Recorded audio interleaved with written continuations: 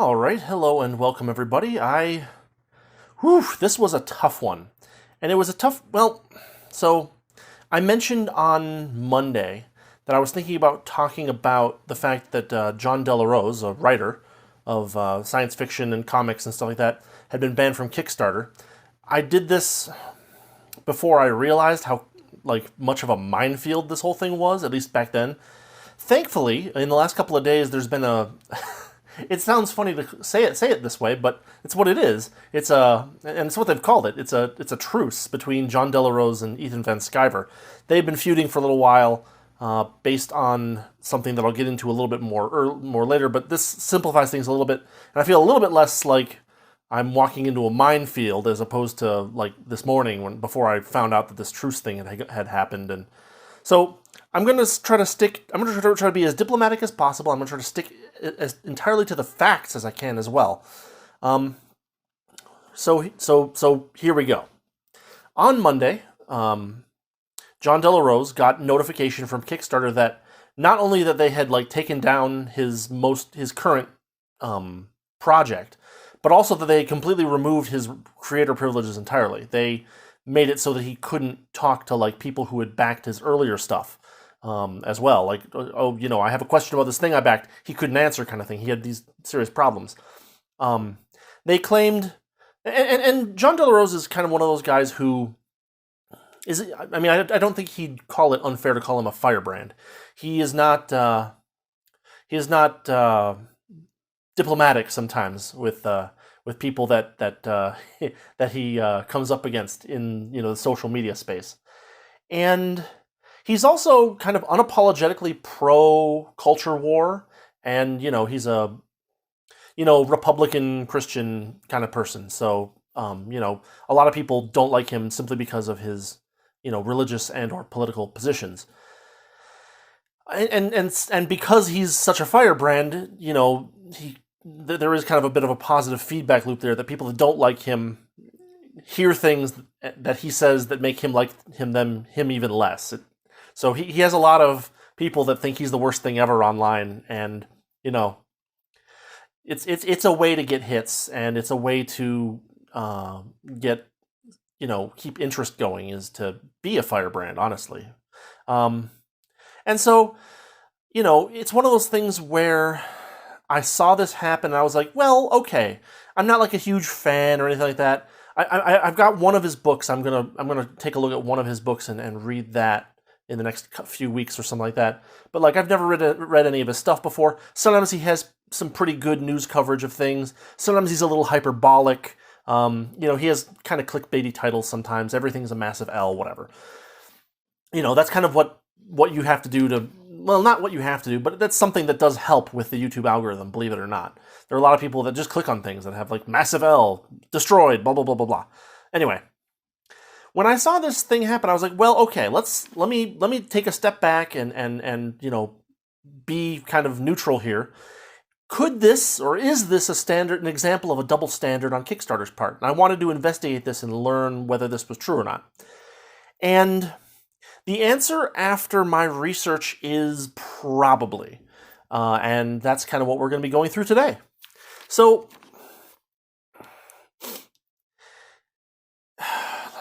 without getting too much into the details, especially since what happened is that this banning at Kickstarter happened kind of while he was in the middle of a feud with Ethan Van Sciver and his friends. This feud seems to have started around a month ago, or a little bit more than a month ago. What I understand is that John Del Arroz posted a video where he was looking over a lawsuit, the details of a lawsuit that Ethan Van Sciver was a party to, which I think has been settled now. And one of the things that was on the documents that John was looking through was Ethan Van Sciver's address, or one of Ethan Van Sciver's addresses. Now, I wasn't able to necessarily 100% confirm this, during the time that they were feuding, Ethan Van Sciver said that this was deliberate on John's part. John says, no, this was an accident. I didn't mean to do this. What I did do, and what I can show you, is that the video in question, if you look up its title, you can still find it in search engines. When you click on it, what you get is a privacy notice that this video has been taken down due to privacy notice. Now that doesn't prove necessarily that the story is exactly what happened, but nobody seems to be denying that this is what was shown. And, rightly so, people are often in favor, are opposed to doxing in general, and most platforms are opposed to it in general. Now, there's a question here that you can kind of go back and forth here and nitpick a little bit here, right? Because the address that was shown apparently is also the address that Ethan uses for his business. And this is, one of those things where, well, if you can get this message by signing on to his free newsletter every day for an email, is this really a dox if this is a publicly available address? And the answer is, a reasonable person could probably decide this either way, depending on the circumstances, right? The fact of the matter is that extra little bit of work of having to go to Ethan's website, having to sign up for his newsletter, having to wait for the mail to come, having to scour it for the actual email, for the actual physical address, is a little bit more work than simply watching a video on YouTube. And so therefore, you could make the argument that this was not, information that Ethan volunteered for John to put onto his video, yada, yada, yada. It's one of those things where I think a reasonable person could come down either way depending on the situation. In this case, because of the kind of fiery rhetoric that they both get into online with their political and or creative enemies, I would say that probably err on the side of caution vis-a-vis addresses and stuff like that, because what do you call it? Swatting is a real thing, and it's people do that kind of nonsense to other people just because they don't like what they say on Twitter, which is kind of nuts, but that's the world we live in. So what I'll say is that when the ban happened, John Delarose made a couple of different hypotheses, accusations about who was responsible. One possibility that he put forward was that it was one of Ethan Van Sciver's fans who was still angry over the dox, the presumably accidental dox of a business address that's also a home address. It's very anyway. His other thought was that there's a bunch of left-wing people on like Blue Sky who there's a person from DC Comics who goes by the handle of Kwanzaa who has tagged John Delarose and Kickstarter in the same Twitter message and said, this is the kind of person you want on your platform. So there was a couple of possibilities. There was no hard proof either way. On Monday around noon, I sent emails to both Kickstarter and to John Delarose because I was trying to do like my actual due diligence and not just pick random things off of Twitter. I got something back from John where he showed me that Kickstarter had said that the decision is non-negotiable, and they basically muted his attempts to talk with them about why they had banned him. They didn't give him any real, hard information about it. It's the usual boilerplate of, we say that you've violated the community standards, and therefore you're banned, and also this ban is non-negotiable. Pretty hardcore tactics from Kickstarter, but it also is something that I've seen tweets from, say, Ethan Van Sciver saying this is how they operate.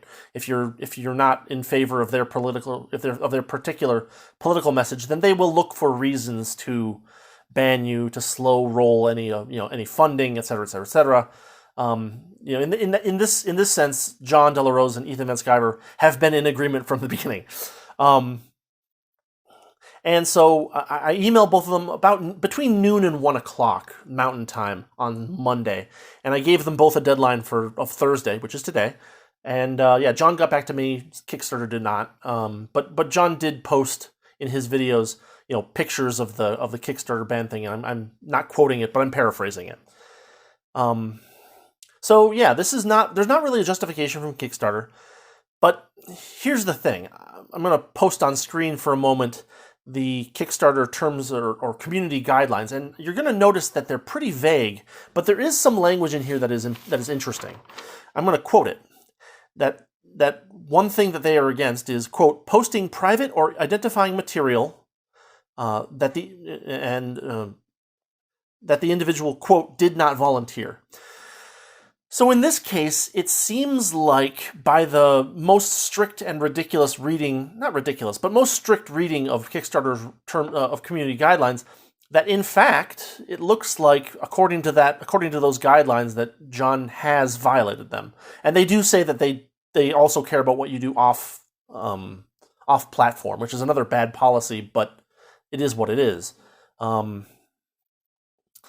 Basically, if we can't see the video, but the presumption at this point seems to be that an address of Ethan Van Sciver's was shown on one of John De La Rosa's videos, which caused the video to go down for a privacy claim, and that is probably the most likely reason, the most likely fig leaf that Kickstarter can use to say you violated our community guidelines in this way, and therefore we're done with you. Of course, it seems very likely that Kickstarter has wanted to get rid of John De La Rosa for a long time. This was a good chance for them. The reason that I say this is probably a double standard is because it is highly unlikely that they do this kind of that Kickstarter does this kind of due diligence with all of their creators, right? Basically, they would, first off, there's not any way easily to determine whether a person has any videos on their channel that have been privacy struck, right? This is not something that YouTube tells you. This is one of those things that makes gathering information like this on the internet a little bit difficult. The way that I had to find John De La Rosa's video was by finding someone who had posted the title. Actually, I think it was John himself who posted the notice from YouTube saying we're taking the video down. And in that thing, there was the title of the video, and you can, search for that title, which leads you to a link to where the video would be, but when you click it, you get this has been taken down for privacy violation. So, because there isn't this kind of easy way to check this, it's likely that Kickstarter saw this, looked at it, and said, oh, this is our opportunity. There seems to be enough evidence here to justify a ban for us. They don't care about what anybody else says, because legally they're not. It's all terms of service and community guidelines and stuff like that, right? They reserve the right to cut ties with you at any point, which is their right. But yeah, it is probably a bit of a double standard, because I can't imagine any way that Kickstarter could verify that with other verify the same thing with other creators in a timely way, and also because the video that would provide the actual proof is no longer available. And therefore, since the ban came a month after that video was taken down, it's highly unlikely that Kickstarter also has that actual the actual evidence of seeing the address being shown on the video. What likely seems to have happened is that they've heard some of their community members say, hey, this guy doxed so-and-so. They've heard that there's a YouTube video that got taken down, and they connected the dots. Do they do that with everybody? Certainly not. And it's one of those cases where the squeaky wheel gets the grease is kind of one of those idioms that actually goes both ways. You can complain a lot, and sometimes you'll get what you want, and you can also, be the person that they really want to get rid of. And, sometimes the squeaky wheel gets the grease that allows them to wrench it off of the axle and throw it away. In this case, there's probably no legal recourse for John De La Rosa, because it's one of those cases where we reserve the right to cancel your account under any circumstances at any time. And to be frank, John De La Rosa probably doesn't need it. He took his comic book over to another crowdfunding platform, and he seems to be doing fine. So, yeah. The real takeaways from this are that, number one, being inflammatory on the internet means that you kind of probably should have slightly higher standards or more careful standards for what you do, even accidentally, because it's one of those things where, no, you're not technically responsible for what someone else does on the internet, but at the same time, if if those effects are really bad, it'd be hard to assuage your own conscience that you're like, oh, I gave this person this information that they later used to do this other thing. I would imagine that, a normal person would probably think about that at least as a possibility, that they would feel some remorse over that. And so, especially if you're going to call people all kinds of names on the internet, then you might want to tone down on the providing of private information or even semi-private information. Number 2, beware of incorporating at your home. This is one of those things where having a proper business address would have might have short-circuited this so-called feud, right? Because if Ethan's home address wasn't on the documents, then there wouldn't have been this whole Twitter, screaming back and forth, and maybe the feud wouldn't have happened. I don't know. That's kind of just like a thought that I had, that like, and like it's more general than that, right? Like you have to be really careful, because like when you actually like incorporate into a business, that address becomes public knowledge in a sense. People can look it up. And so like, I believe there are services that allow you to have like a real address somewhere else that is not your home address. And if you're considering incorporating for whatever reason, or if you already have incorporated and you're doing well, you might consider checking out one of these services. I don't know any of them by off the top of my head, but I'm just saying this is an actual thing that the market does that you can maybe take advantage of and get your personal information out of the public sector as much as possible. Something worth thinking about for people who hope to do writing or, producing comics or, art or whatever, that maybe you don't want people on the internet to have, or, not just people on the internet, but people in general to be able to find your home address because that's where you incorporated. And finally, number 3, the last thing I want to mention is that social media or crowdfunding platforms that don't like you for whatever reason, and like this is one of those things that happens on both sides, right? There are left-wing platforms and right-wing platforms, and of varying sizes, and getting onto one of those platforms that doesn't like you, what will often happen is that they're going to look for a convenient reason to ban you. And so this is one of those reasons why looking for places that value freedom of speech and also moderating your, output to, keep it from being something that you might feel remorse over later, is worth thinking about. So yeah, this is one of those cases where I kind of didn't want to make this video because I felt like I was walking into a minefield, right? Like I was a little worried that like I would say X and someone would start attacking me like crazy. At this point, since John Delarose and Ethan Van Sciver now have a truce, I don't have to worry too much about those details. And my goal is not here to like promote either one of them necessarily or denigrate either one of them specifically. People have their opinions of each other. Twitter feuds can be good for business. And I don't know what's in either of their heads, and so I don't want to presume to know what's in either of their heads. So yeah, that's my coverage of this event, this series of events. And, the lesson is that Kickstarter can take you off their platform if they feel like it, and you make it easier for them if you give them kind of like a fig leaf to do it. Even if you do it accidentally. And that's the other point, right? Like, even if John did this as mistakenly, which he claims, reasonably, because it's a legal document. You don't actually, you flip through it, But anyway, you're giving them justifications to do away with you, and if you are in a niche situation, if you are on the skids, so to speak, in the doghouse, you gotta watch out for that kind of stuff, and you gotta kind of. This is another thing about like chilling effects, right? But at the same time, like actually providing, just tone it down. I don't know. That's kind of the basic lesson, is that if people weren't yelling at each other so much, this whole thing wouldn't have erupted so massively, and maybe there would have been better solutions, because it would have been, I don't know. There's a lot of different ways this could have gone down. Does Kickstarter have a double standard? Probably. Do a lot of places have double standards? Almost certainly. Is it hard to avoid having a double standard when you deal with thousands upon thousands upon thousands of things where information is not readily available? Also, yes. So, it's one of those things. I don't know. I feel less like I'm walking into a minefield now that I don't have to worry about like pissing off any of these groups of people. But at the same time, it's just like, well, I could have not done this video, but I would have felt dishonest for not doing it. And I don't know, because I did all the research.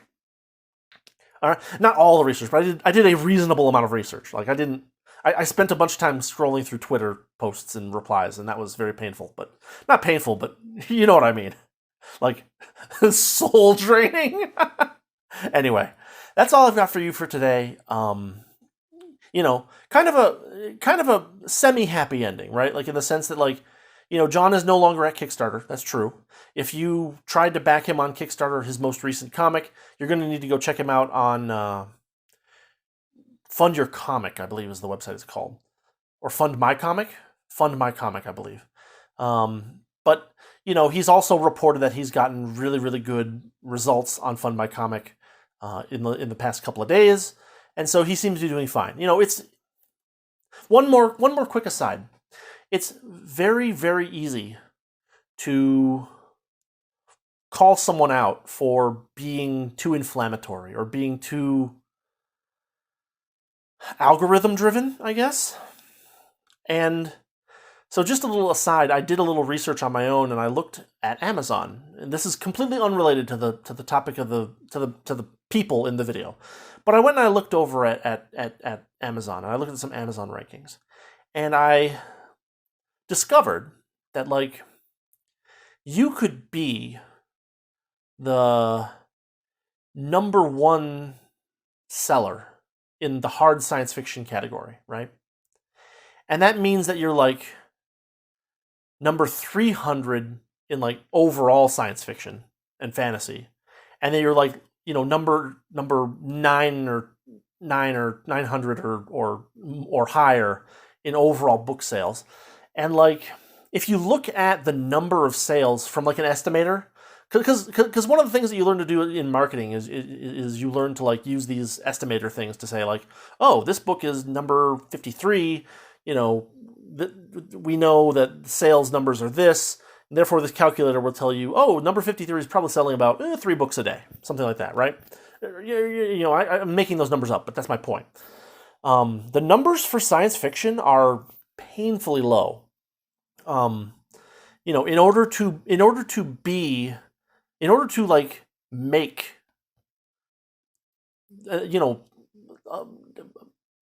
say 30, 40K a year, right? In order to make 40K a year, you would need to consistently have a book ranking, above like, I think the number was like 300 on Amazon, like overall in books in Amazon at all times.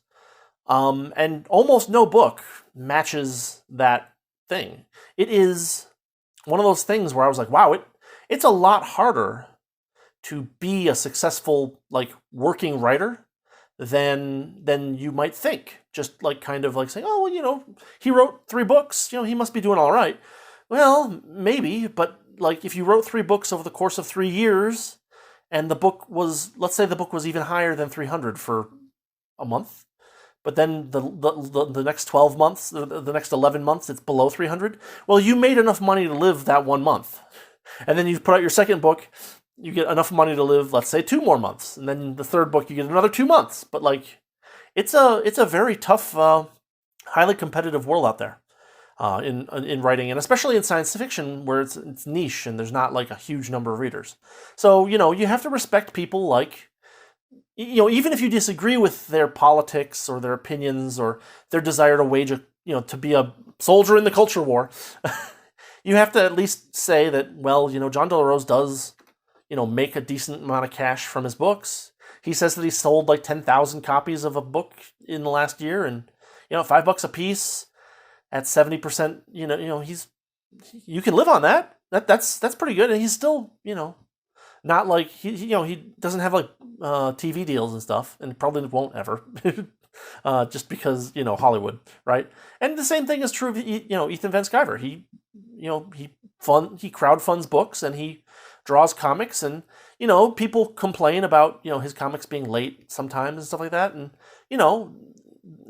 that's part of the creative process. Is sometimes things take longer than you expect, and it's unless you know exactly what you're doing at the time that you do the crowdfunding, unless it's basically already done,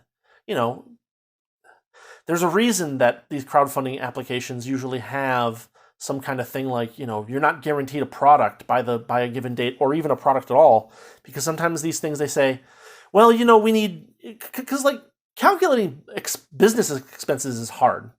Like being a bookkeeper is hard.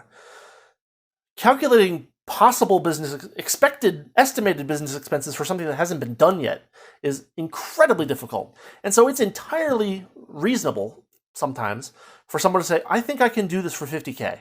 And you get funded. You just barely make $50K, and you're like, cool, I should be able to do this. And then like, you didn't calculate something right.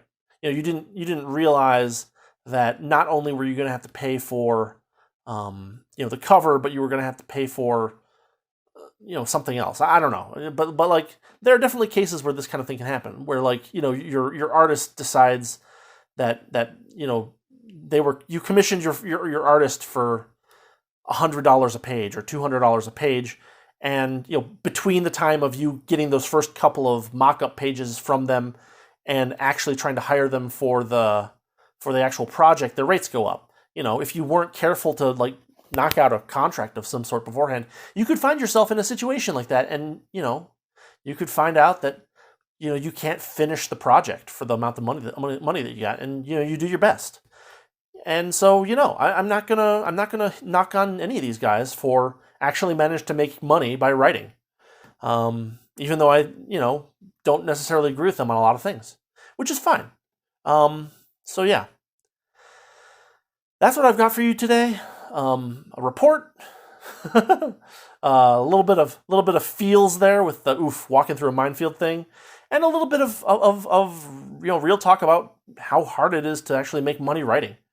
So yeah, I hope you found this interesting or enjoyable. I hope I have been even-handed enough for everybody. And yeah, if you like what I'm doing, and if you enjoy the kind of content I'm producing, you know what to do. Other than that, I'll see you tomorrow. I think tomorrow I will talk about my latest novelette a little bit. And, it's a fun little story that I just published. It was my first attempt to make a paperback. And so I'll talk a little bit about that experience, and that maybe will be some fun. So yeah, thanks again, and I'll talk to you later.